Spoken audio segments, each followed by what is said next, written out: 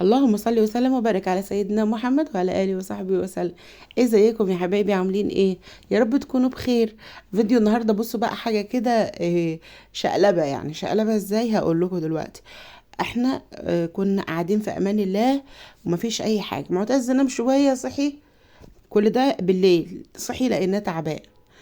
قلنا له سلامتك ومش طب ايه، اديت له خافض واديت له يعني ادويه من عندي وعلاجات، بس ايه الحمد لله قدر الله ما شاء فعل. وما جابتش لسه معاه نتيجه. فصحينا الصبح لقيته نفس الكلام وتعبان قوي. قلت لا مش هستنى لان بقيه اللي عندنا الدكاتره مش بتفتح الصبح، فعشان استنى دكتور معايا للساعه 4 5 عشان يجي عياده ومش عارفه ايه وكده. قلت لا انا يعني هسعفه بقى واخده المستشفى. طبعا هو كان يعني انا تحت البيت، تحت العماره عندنا، اطلع من باب العماره ادخل باب المستشفى. فهو كان عايز يروح المستشفى اللي تحت العماره، مش عايز يروح المستشفى البعيده اللي هي الحكومي، يعني اللي تحتنا خاصه.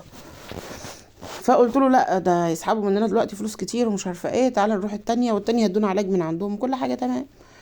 فالمهم رحنا كشفنا وادينا له الحاجه والدنيا مشيت والحمد لله. وجينا بقى قلنا نيجي البيت بقى نرعاه. طب نرعاه نعمل ايه؟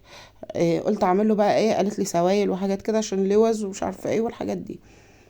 فالله المستعان وربنا يشفي يا رب ويشفي اللي زيه. ورب بصراحه رحت لقيت اطفال كتير تعبانه بنفس الدور، بس الحمد لله.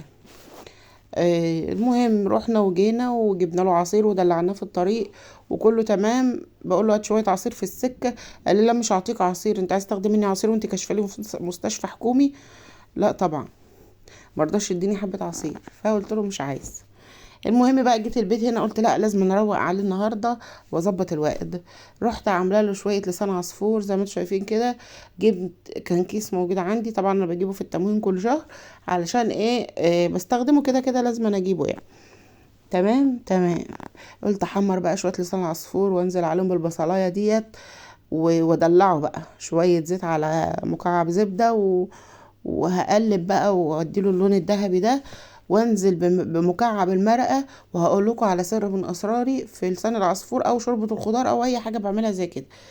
بصوا يا جماعه، انا ما بضيفش شوربه لحمه او فراخ تمام نهائي للحاجات اللي زي كده. ليه؟ ما بحبهاش، مش بستلطفها بصراحه يعني. فبعمل بالميه والمرقه، بلاقيها اطعم والذ واخف واصح كمان من الشوربه.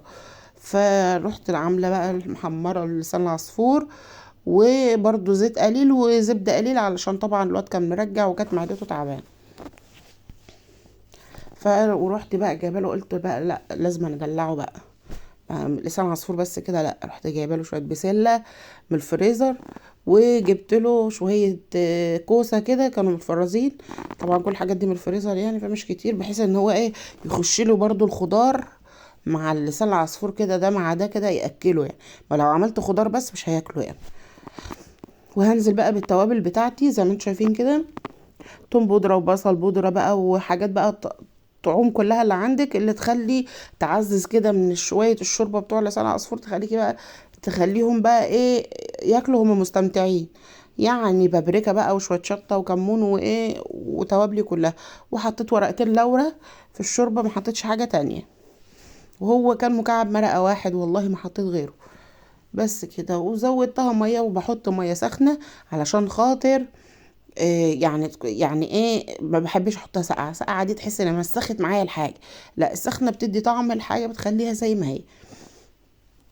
وبصراحه اللهم بارك كانت زي العسل. جربوا شويه لسان عصفور بالطريقه دي، والله ما هتندموا بجد ان انتوا عملتوها. ولو الاطفال مش بيحبوا الخضار لا هيحبوه ياكلوه. انا مش حاطه خضار كتير بس عشان خاطر يستفيدوا ايه بالقيمه الغذائيه بتاعه الخضار.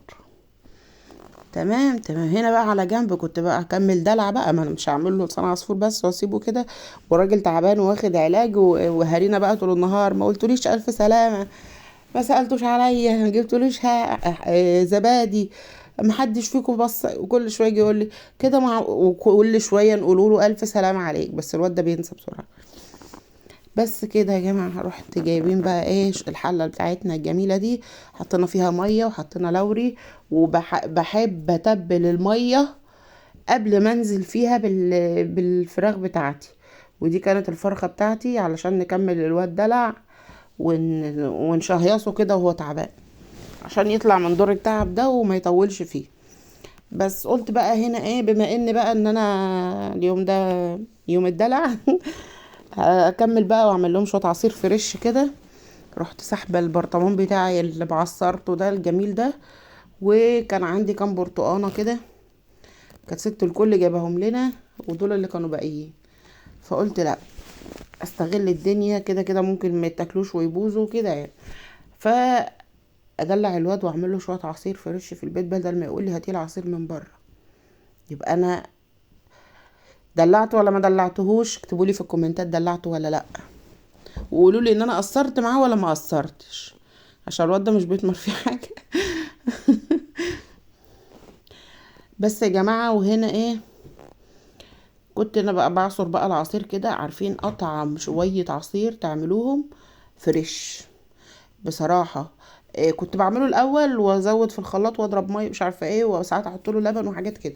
بس بصراحه عصير البرتقال ما يتشربش الا كده، وشويه عسل بقى وربيهم مع بعض، لفيهم بس كده، مش سكر ولا بتاع، لا سكر، لا سكر ضيعت الطعم. وهنا الفرخة بتاعتي هندهنها شوية صلصة كده بساط، عشان خاطر ايه، ندخلها تحت الشواية تاخد معانا لون، علشان ما يبقاش يعني اكل عيانين قوي يعني. يعني ايه، نقول سيكة كده حاجة حلوة. بس وهنا كان العصير بتاعنا خلص، والفرخة بتاعتنا كانت في الشواية يعني بتنزنز كده بقى مع نفسها. وهنا بقلب، بصوا العصير، قلب قلب قلب قلب بالعسل، حطيت له عسل اهوت وظبطناه. بصوا شويه عصير ما اقولكوش، احنا كنا بنتخانق معاه عشان ناخد منه شويه. بس كده. وهنا كانت شوربه الخضار بتاعتنا خلصت، والله ما خدت ساعه في المطبخ، اقل كمان من ساعه، اللي غايب كمان عشان الفرخه بس شويه وخلاص على كده. وادي العصير وادي يمنى مع معتز، وكان معتز مش عاجبه كمان، ودخلنا له الاكل على السرير ده، قعد يتامر علينا ويشرط علينا، بس لما يخف احنا حالفين له انا وعدي. وهنا كنا داخلين له بالاكل، بص نقول له تعبان، يقول اه تعبان تعبان مش عارفه، هو عمال يضحك.